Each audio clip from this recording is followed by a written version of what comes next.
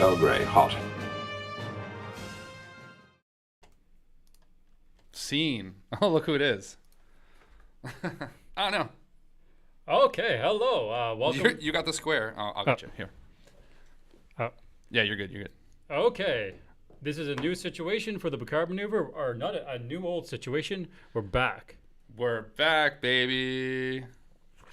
I guess we'll have to do this, even though, crap. We'll have this fixed next time. There won't be a square on my face the whole time. Wait, there we go. I'm Joel. No, we never do it in that order.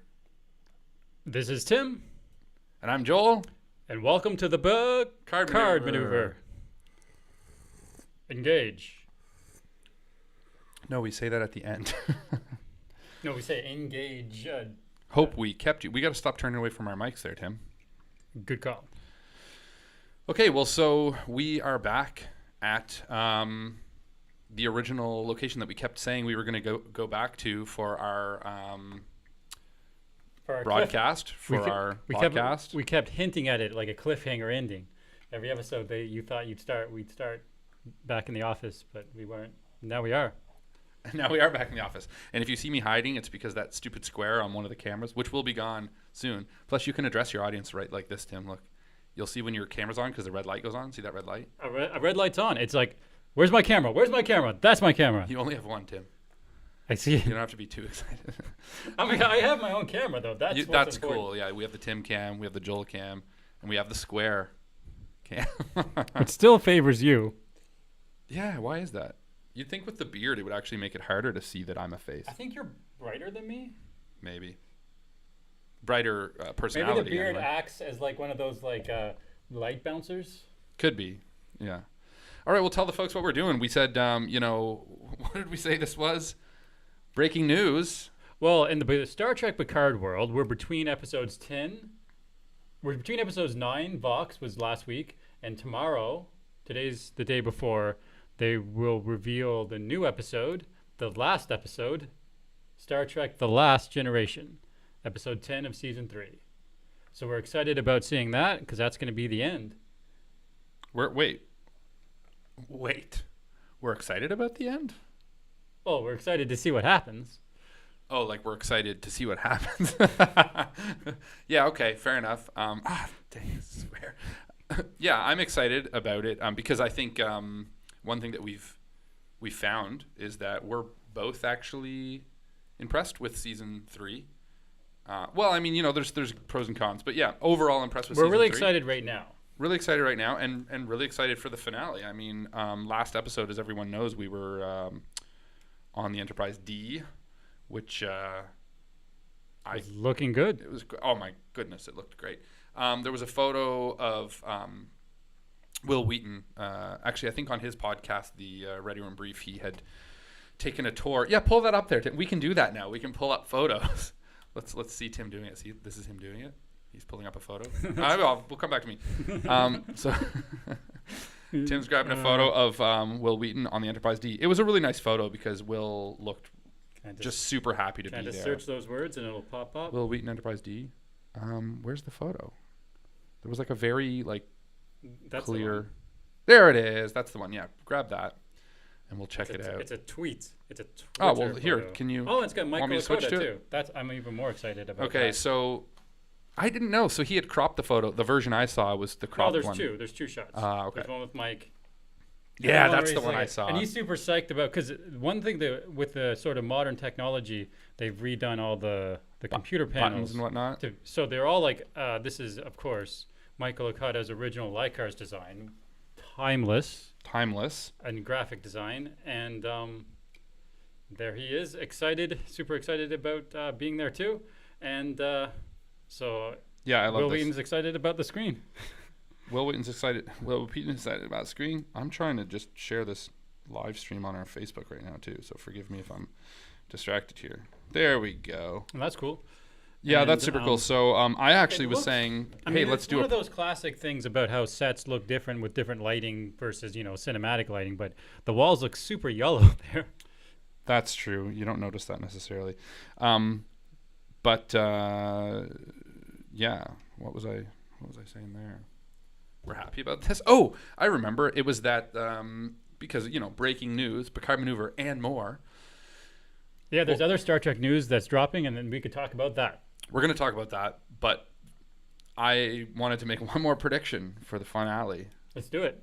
Okay, prediction. After seeing this photo of Will Wheaton, Wesley on the bridge, I thought, what if Wesley makes a surprise appearance in the final episode and helps them defeat the Borg using his traveler powers? Not in a cop-out way where he's just like kind of cues the whole situation. A Duke's Ex Machina. Right, like maybe he finds a way to somehow give them like an edge, but like nothing too crazy. And of course, that would be kind of cool too, because we had the scene in the last episode where Beverly talked about losing her son to space, which did remind you, hey, it would nice to see the brothers work together. That's what I was thinking. Yeah. No, I've been really hoping to see Will Wheaton. Yeah. I 100% agree. I do fear that, they intentionally kept him out of the season because they made him into sort of a god powerful character so that they can't insert him into the story without breaking relative. Well, that's the power. issue. Yeah, it's I don't want the Dos Ex Machina ending where he's just like. Although it was so funny to see him in the episode where he was like the traveler guy was touching the computer and like phasing in and out of existence. Oh yeah, I kind of want to see that remember again. Me? Yeah. So anyway, this was exciting regardless of whether we still see Will Wheaton as Wesley in the final episode. I would love if there were a few extra cameos. But either way, it's really cool to see him here. I was watching this podcast. Someone, I forget what it's called. The guy that was in Smallville has his own podcast, the actor, and he interviews a lot of Star Trek characters. He played Lex Luthor. Oh, okay. I've heard of people referring to that podcast. It's called like Inside You, but anyway. No, but awesome. And that's a memorable title. Well, no, for sure. And I think the whole point is that he's trying to find out more about like people's inner workings, like what makes them tick kind of thing. So when he was talking to Will Wheaton, it was pretty interesting because I didn't realize how much negativity Will Wheaton had in his life during the time when he did Stand By Me and then he did TNG and was basically going through like a pretty abusive home life, but that the TNG cast became his family. So that was I feel bad that he went through that, but it's interesting to see that that's part of why he has such a love of TNG. And he was talking about how he just is a huge geek and like just it's hard for him to wrap his head around that a show he loves so much he was also a part of. Yeah, for him, that's awesome. Yeah. So and you feel that in sort of anything that Will Wheaton does, his sort of passion for that type of stuff. So yeah, I from day one have wanted to see Will Wheaton and Denise and now Crosby. You have. Oh, Denise Crosby, is that what you said? Yeah, Denise Crosby. Well, we saw her kind of. Yeah, we did, and we pointed that out. I'd love to see Colm Meaney too. Remember, he was in Encounter at Farpoint, and he was in All Good Things. Right. He would be a great cameo. But to me, my most important cameos are all like TNG family, like you say, and I do consider Will Wheaton a member of that family. Oh, for and sure. Denise Crosby. Yeah. So we'll see. But that was our kind of Picard maneuver and more because we have and more. And what's the breaking news, Tim? Well, before we get into the breaking news, we have some old news. That we had previously referenced. Did we? This shot is just gonna. I'm sorry, folks. Yeah.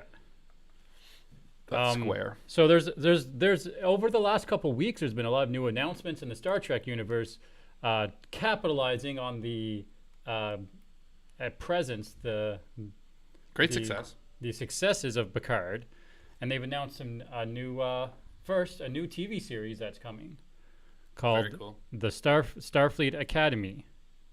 Okay. Now, do we have anything on that I can show the folks at home? I have the original tweet, so we haven't talked about the original tweet yet. Well, let's check it out. The tweet announcing it. So this was from a couple weeks ago. Explore the galaxy, Captain, your destiny. Exactly. Okay. And then it's funny because it feels like recruitment style. You know how like. Well, that's exactly what it is. It's treated like it's a real recruitment. So it says, for the first time in over a century, our campus will be reopened to admit individuals a minimum of 16 Earth years. So it's telling us the age group of like the first year students. So we're starting 16-year-olds. Oh yeah, minimum. Basically saying that we're gonna have 16-year-olds as the characters. Okay. But the key here though is it says for the first time in over a century. So as a lot of people right away caught on. It sounds like we're talking about the 32nd century, because we know since the burn in season 3 of Discovery, basically Earth was shut down, and the Academy had been shut down for a century. Okay. So this is the news. Well, this is old news, you said. Yeah, this is old news. This is 2-week news. Did you watch any of Discovery season 4? No. There was an episode where Tilly sort of has a side plot where she's hanging out with some young students, and they sort of go on a mission together and learn some things. And it felt like that was sort of the preamble, the test, the where this idea is coming from. What do they call that when they, you're developing a product and you do spin-off? No.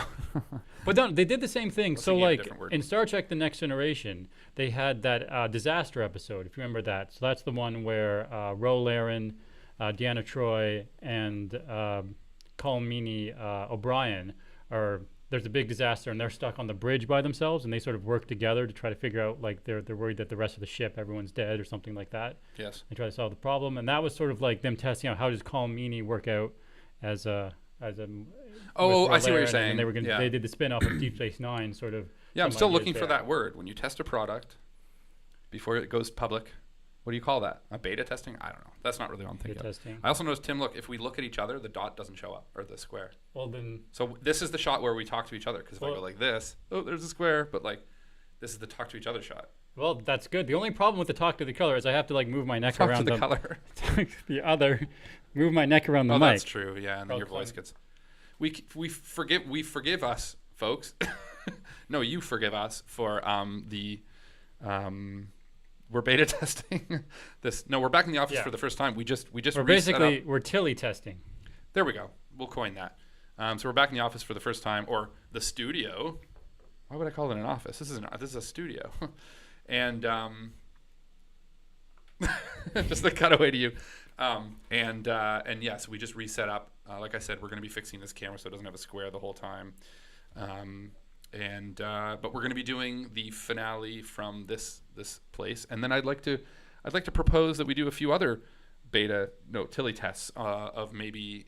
I still have some Deep Space Nine I've never watched. We've talked about maybe doing I View It, maybe not every episode, but like certain ones, and then we talk about it. We could do sort of a best of worst of episodes. Yeah, and I'd still love to do a review of TNG as well, and same thing, best of worst of maybe. So anyway, let's get back to the breaking news, because this was old news this year. What was the breaking, or maybe you want to share something else before the breaking news? No, I just throwing that in there. We don't really have an opinion. I think we're kind of excited about more Star Trek, but less interested in teen show.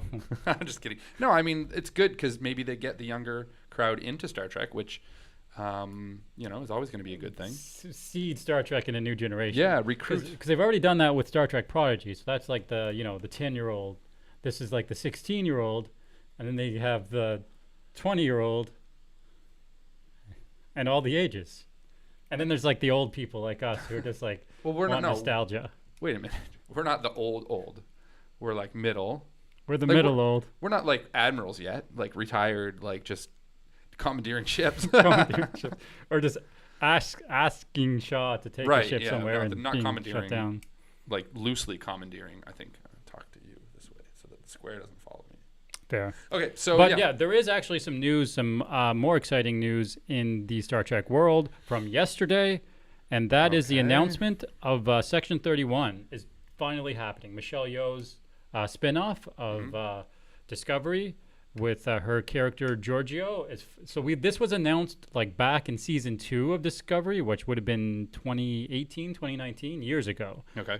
And at the time, it sort of just seemed like they were trying to make it like a way of sort of pitching that they were very happy with Discovery, but they sort of did Strange New Worlds happen before it, and then of course Michelle Yeoh won an Oscar and seems to be much more in demand, even more so than she was a few years ago. So everyone sort of assumed that this idea had petered out, and then yesterday there was an announcement. It's not going to be an entire TV show. They've announced it as a streaming movie, so like a 2-hour movie. Like Netflix does movies, but this is going to be on Paramount Plus. Yeah. And as part of like Alex Kurtzman's overall strategy, I've touched on it quickly a couple times in previous ones, but talking about how they want to do like shorter features that are focused on certain characters. So they're thinking of doing like basically like a movie every year or two. And like Star that. Trek movie every year or two, like, and then they presumably they can jump around, be from different time periods and different places. Which comes back to this: the last we saw, Giorgio, was in season 3. She jumped into the Guardian of Forever because she was sort of out of space and out of time, and we don't really know where she is or how she has a connection to Section 31 at all. Mm-hmm. So we can talk about where we think there. I was a big fan of Giorgio. I think she was probably one of the more interesting developed characters on Discovery, for certain. And the article here, so this is the Hollywood Reporter article, the main sort of article that came out, I think. I don't know. But sources describe it as Mission Impossible meets Guardians of the Galaxy. Ooh. So they have a mission. Ooh. So they have a mission that's going to be difficult, I assume, if they call it Mission Impossible. And then they're going to be very nonchalant about it, like Guardians of the Galaxy. They can have a dance-off, too.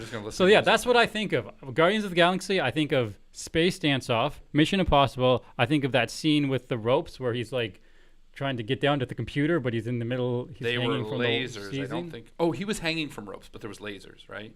There was lasers on the floor that said he can't touch the floor, so he had to come from the ceiling. That was classic, yeah. So it's kind of like tech meets espionage meets. Well, maybe like espionage heist meets I think what Guardians of the Galaxy means is ensemble action comedy, right? Yeah. But in space. Right. I guess the other thing that is Guardians of Galaxy was that I forget what it's called, but that DC thing that the same director did. Oh, The Boys or something? No. No, the same guy. I don't know the difference between DC and AC. I don't work in electricity, Tim. Good point. I was going to say a Suicide Squad, the second Suicide Squad movie that was kind of like an ensemble action comedy. Yeah. And it was the same director. But it had that like kind of, hey, we're all like angsty, and it's like it's a little looser as far as like when it comes to superheroes. So I don't know. I don't think that's going to be the case with this show necessarily. But I will mention, I don't know a lot about I hadn't watched Discovery the last few seasons, but I do like the idea that they're tackling this with a like one-off streaming movie kind of thing versus doing like another like 10 episodes, because it does feel like sometimes they're trying to stretch out material and they don't have enough there. It did feel like that. So it's better to say, well, let's just make and actually another franchise that takes place in space that's doing some similar stuff is the Star Wars. Yeah. The Star Wars. I always knew I was like I knew when I got older that I'd know I was older. I'm saying this really weird when I say the before things that don't have the, because I remember my parents when I was younger would call it like the Blockbuster, like Blockbuster Video. I'm aging myself there anyway. But like if you add that's the most aged thing. That's like the Star Trek. Blockbuster references more to the. I think because there was a point in I'm hitting the table here. There was a point in time when everything was the something for a movie, the something Beatles. for a comic book, the Beatles, the Godfather, the something, and then like the was cut off, and it was just like the thing without the. Right. So like I don't know. I think of that as like the 90s. Come up with an example. Hook, the movie Hook. It wasn't the Hook. No, but we're going on Batman. a tangent here. Instead of the, but I feel sure. I think the was lost in like the 80s and 90s, but I feel like the came back. So we should have called this the stream Dark Knight. Where Did the go? Anyway, so this is the show. Yeah, this is right now it's called Star Trek Section 31, which I don't love the name. Section 31 was sort of a really awesome concept in Deep Space Nine, but I feel like most of the uses of it since then have been pretty inconsistent and less interesting. And I didn't like the Section 31 sort of villain arc that was in season 2 of Discovery, but I really liked Giorgio and obviously the Pike crew in season 2, and so I liked a lot of season 2 of Discovery. Back to the Guardians of the Galaxy, though, to me implies, like I was saying, an ensemble cast. So who else is going to be in this ensemble cast. So there's going to be other members of this Section 31 team. Mm-hmm. And right now, Giorgio's character is in no point in time. So she was jumped forwards to the 32nd century, but then like she started like getting sick because she was too far out of time. So the Guardian of Forever is like, we'll take you back to the another century. Sorry, I just have it like the image up is just for people at home to read while we're talking. Yeah, there's nothing really. Get images. Find images. I don't know. I can't weigh in too much on this because, like I said, I don't have a lot of info on even just where. Like, well, but no one you does. can if you I'm want to just make saying, predictions. Who would you like? Who would you like to join her ensemble? Her ragtag team of criminals that are ending up to do a good Does thing. it have to be people from Discovery? Because then I'm not. No, well, that's what I'm saying is that she's not in the Discovery time period. She's kicked out of the Discovery time period. So I don't think it can have anyone that was in Discovery. Okay, well then I'm gonna say Wesley Crusher. That makes sort of sense, right? Because she could be co-opted. I mean, it's called Section 31, not the Travelers. Oh, and not just Wesley, but remember Wesley in one of the seasons we won't speak of Picard. Recruited Soji. Well, not Soji. Oh yeah, it wasn't Soji. It was Soji's clone. Soji's contractually obligated actress. Yeah, but anyway, he recruited her. So then I'm gonna say my prediction, since I don't have anything more smart to say, is that it will be Soji's clone and Wesley Crusher maybe as like they would be on a cool Guardians of the Galaxy style show because he could kind of phase in and out of existence and like come back with a burrito and be like, where did I get this? Honestly, I think he would be a great his sort of role as a traveler type character, who's sort of out of space, out of time, guardian type character. I think would be an interesting dynamic to be to sort of contrast with. Hey, Steve Giorgio. weighed in. Oh yeah, I was supposed to be able. You're supposed to be monitoring that. Well, I can't monitor and chat and show things. Do like a Scotty thing. Captain, Steve says Bashir maybe. So Alexander Siddig is a brilliant actor and an available actor. Here, let's bring up a photo of Bashir. Or did you want to show that, whatever that was? I don't remember what that was. Oh, that was I had another article. Don't show logos. Popped up about Metallis's ideas for or wanting to. There he is.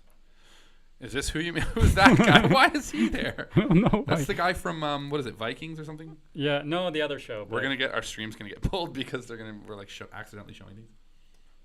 There he is. We found him. Well, that's such a funny. Just for Steve. It's like his IMDb profile, like whatever they put up for the IMDb photo. I always liked him though. No, I'm a huge fan of him. He's a brilliant character actor. Everything I've seen him in has been. What about whatever happened to? Not to just, go with doctors, but what about the Doctor from Voyager? Did he ever do anything after Voyager? Meaning, like, was his character Robert deleted Picardo. or something, or like how did that work? He's still around.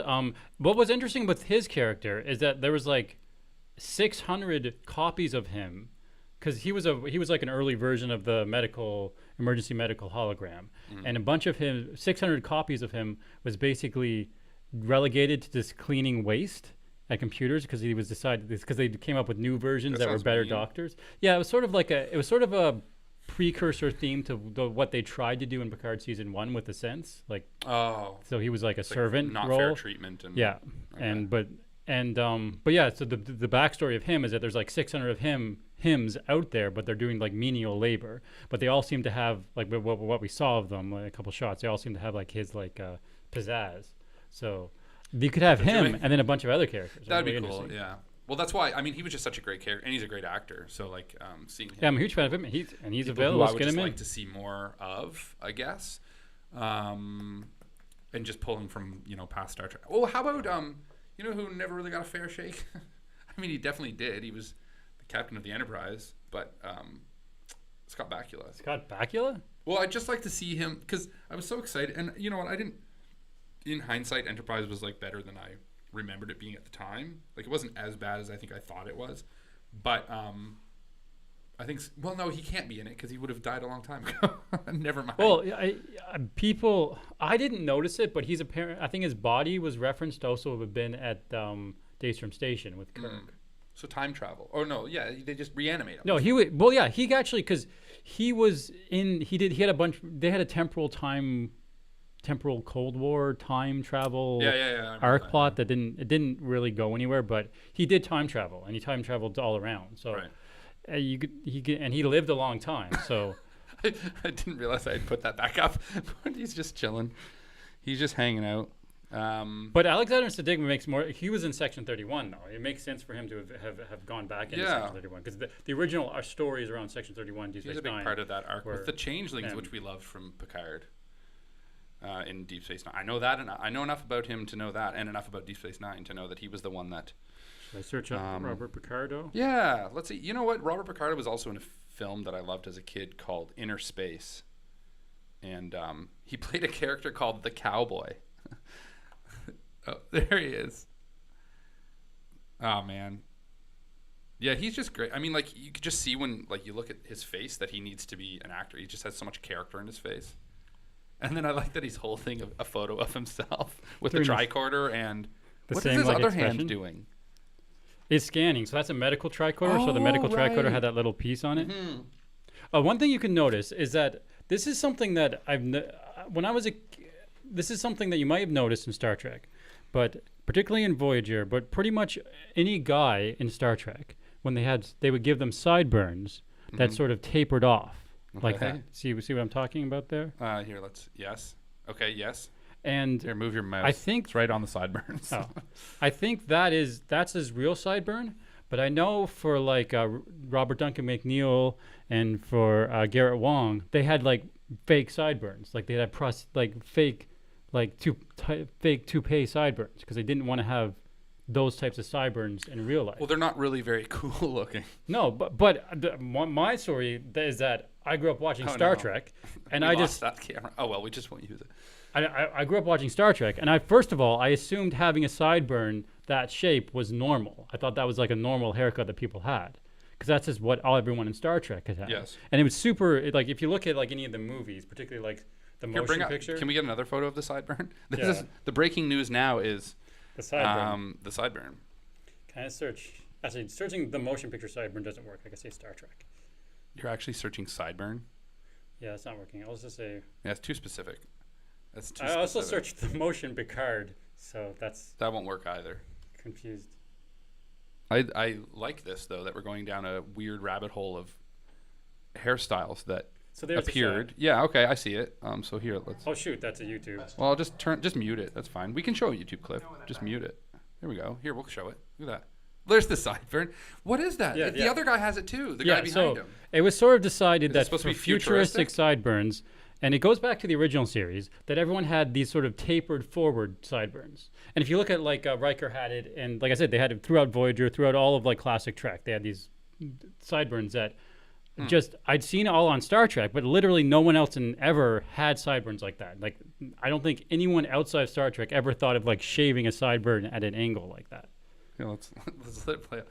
Yeah, it's super extreme on Decker there. Well, I thought on Kirk, it looks like a little pointy thing. Yeah, it's sort of extra extreme in this movie, but it's throughout Star Trek. They always had those sideburns. Okay, and you're saying that the whole reason was that they interpreted that as a futuristic hairstyle? Yeah, they just want to have a hairstyle that, because the thing about sideburns in particular is if they had the more sort of current hairstyles and sideburns of 1979 or 1987 for like Star Trek Next Generation, which I mean a lot of the woman characters had, then they end up being a lot more dated. You can say like people have a certain type of sideburn. You can say, oh, that looks super 70s. That looks super 60s. So there was a conscious decision to be timeless by like having like we're going to invent a new type of sideburn. That's interesting. That's like the Star Trek sideburn. But it's literally like only Star Trek has it, and my whole life I don't know. Only recently I just realized that was like only in Star Trek. I just thought that was just a normal thing to do. It seems obvious now. Like looking at it, look at this guy. Look at the hair, how pointy it is on the side. Like it seems very obvious. But I never would have thought of that. But you're right. Like when you're coming up with, if you're a show in the future, you want it to be the least dated. I think Wesley had that. Yeah, they even would do it on like if you didn't have sideburns, but they'd make paint them on. But like your hair, like I said, they were fake. Like they do them as fake. Steve says, "Get rid of those sideburns." Do you know that reference? Oh yeah, maybe that's a reference to it too. Maybe. That's from Defiant Deep Space Nine, where Thomas Riker goes undercover. Oh, I think as he's talking regular about Riker. The Simpsons, but Oh, that is the Simpsons. yeah, really, with September. Burns, and he's like, I thought it was a Star Trek reference. Is it Barry? Who's the baseball player, Steve? Oh, And he's there like, and he keeps coming back with more of his face shaved. Yeah. And then Burns At is the like, end, he's "What like- did I tell you? Get rid of those sideburns." And he's so yeah, confused. hippie. Yeah, and he just keeps like, I think in the end he has like this weird hairstyle where there's like no hair up here, and Burns is like even more angry for some reason. I mean, it's Burns. So yeah, so here's Burns. some more shots of the sideburns. Oh yeah, here, let's see it. There it is. Yeah. So there's Paris. Robert Duncan McNeil. So I think that one's fake. Hey, look, Data has it. Data, yeah, Data is pretty Oh, it's a extreme, really small photo. particularly in like the first season. Look at that. You weren't lying. Oh, look, he's got the Wow. beard there. Yeah, Before Riker had the beard, he had it. There's a Spock had it. Spock for certain had it. Oh yeah, man, That's Kirk a, had that's it. like really. an extra extreme one. I think that one is probably rare. Okay, That there's a almost shot. looks There you photoshopped. go. Oh, There's, yeah. There's Riker with it. Zoom in on that. I love it. That's great. And then look, That looks real too. I but don't think Picard that looks looks so fake. skeptical of it. He's just like, It's like, what is going on with why that would I sideburn? make you my number one with hair like that? I made it to Don like- Mattingly. Was that the baseball player? Yeah. There you go. And there's another shot of Data's Yeah, there's the sideburn. Data Burns. And there's some face palm beside the sideburns. But yeah, it's very it's important. sort of timeless. Oh, this is the thing I wanted to reference. Oh, okay. But I bet I could find a YouTube clip of it. It's super hilarious if you don't know what I'm talking about. Okay, wait. Find it, because I don't know what you're talking about. Okay, Defiant Thomas I don't know what he's Riker talking about. reveal. So there was an episode Wait. of Wait. Yes? Star Trek Deep Space Nine where it starts off with Riker shows up, and we're all excited. What's Riker doing there? Mm-hmm. And as soon Riker gets on the bridge, and he sort of hits it off with Kira. He's like hanging out with Kira, Okay. sort of a romance thing. And then O'Brien comes in the scene, and he's like, "I don't want to talk to you, O'Brien. I think you know why." And then O'Brien's like, super like crestfallen. Oh, wow. He doesn't understand it, but it's like an excuse to get O'Brien out of the scene, so he doesn't have to talk to him. Ah. And then, spoiler alert, if anyone hasn't seen it, it's completely spoiling the episode. He steals the Defiant. Oh, I do remember that. And Yeah, and then his sideburn gets stuck somewhere, I assume. let's see. No, he just has his beard. Oh, this is like the whole clip. Sorry. That's okay, man. People like seeing it. Yeah, Look. here it is, right at the end. Okay. Are we playing audio with it or no? Do you have to hear the audio? Uh, I don't think we'll get removed for it. Maybe we will. so he stole the Defiant. Oh my god. Oh He my takes the sideburns god. You son of a gun. Oh man.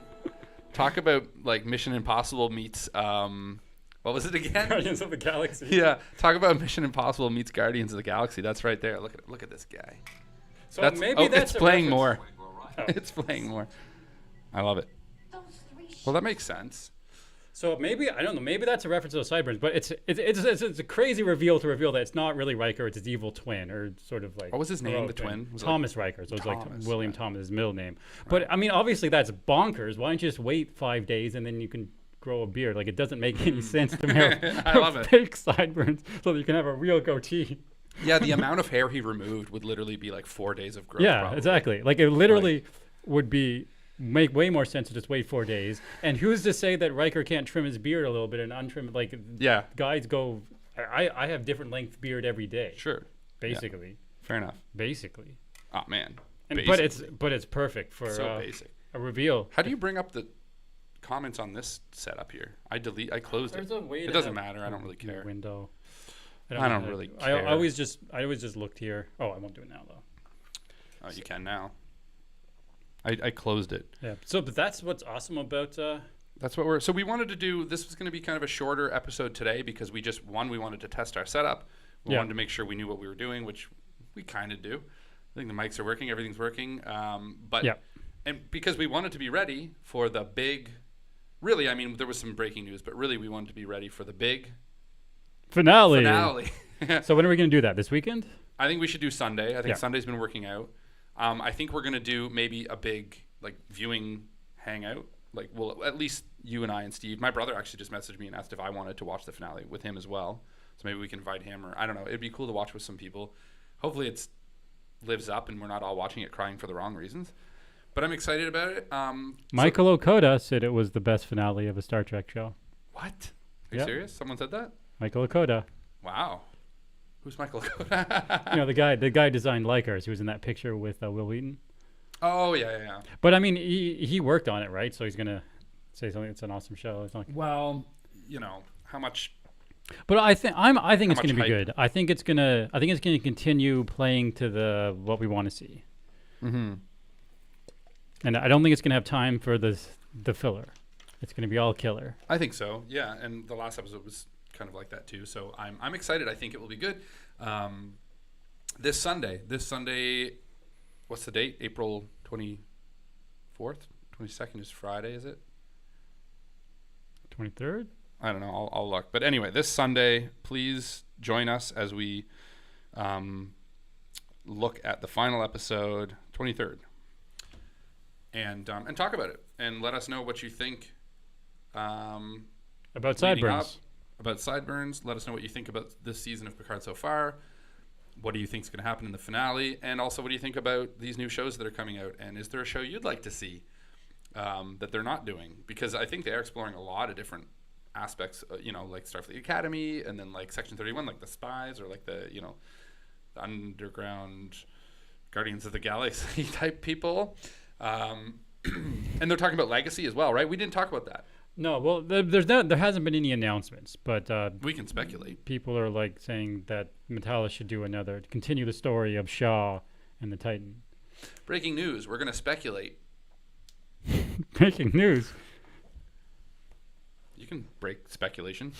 I speculate. I don't know if that's gonna. I don't know where that fits in sort of the overall. It seems like I mean, obviously, in the broader sense of streaming, in the last year or so, stuff has tapered down. It seems like there was tons of money going into promoting Paramount Plus and Paramount Plus not needing to make money. Like it was in a competing, growing. I mean, a lot of tech space industry was in a huge growth mode a year or so ago, and in the last few months have just like collapsed. Yeah. So the streaming seems to be not as much money. So maybe maybe that show doesn't fit in where they want to make right now. But as if far it as did, the broader sense of what Paramount Plus wants. I think people are speculating, breaking news of the speculation, that that's where some of the TNG cast might carry over too as well, right? Like if we're losing some people, I think after this last episode, this finale, I don't think we'll see Picard again. I don't think we'll see.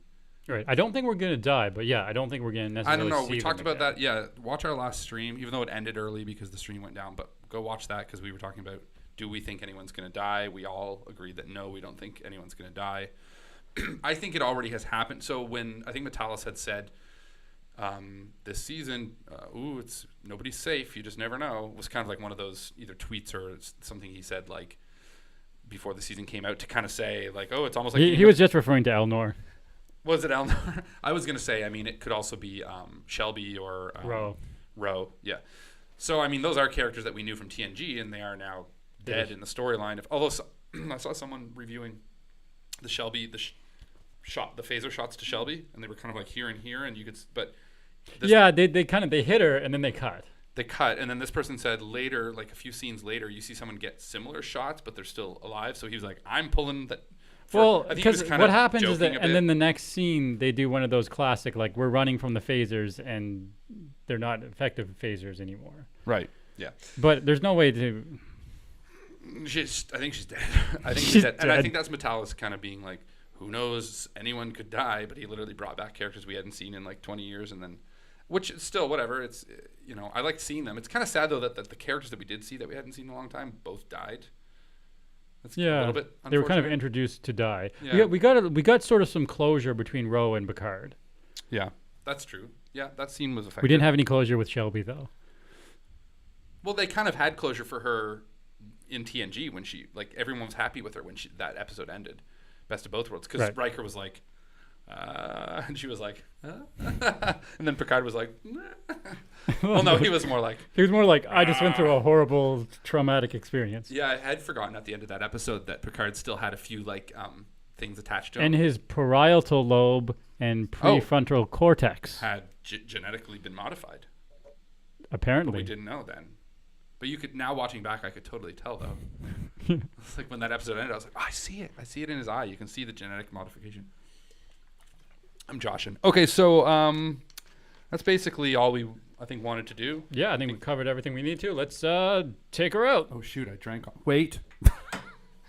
She'll You want fly. me to grab Will she fly? Yeah, tea? give me more tea. Yeah. Yeah, we need like different endings, not always. Well, no, I think it's a good ending. Look at that.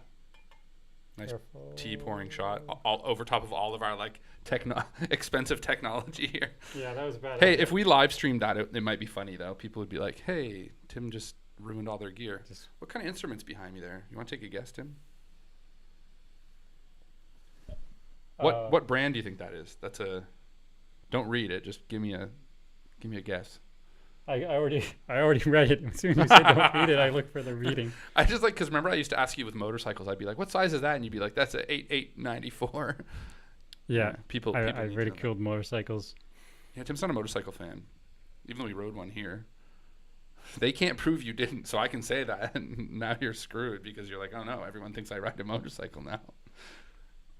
Tim looks pretty angry. Oh, I can't do the 2-shot for us both doing it, so I'll have to do this. Sorry at home, folks. So thanks for watching. Oh, there we go. Thanks for tuning in. We hope to see you soon. Check us out on Sunday. We're going to be streaming about the final episode. And as always, I hope. Oh, but you're not here. Let's share the mic, kind of. Oh, there. Yeah, you can move your mic. But Okay. you're gone out of my shot now. We'll fix this for next time.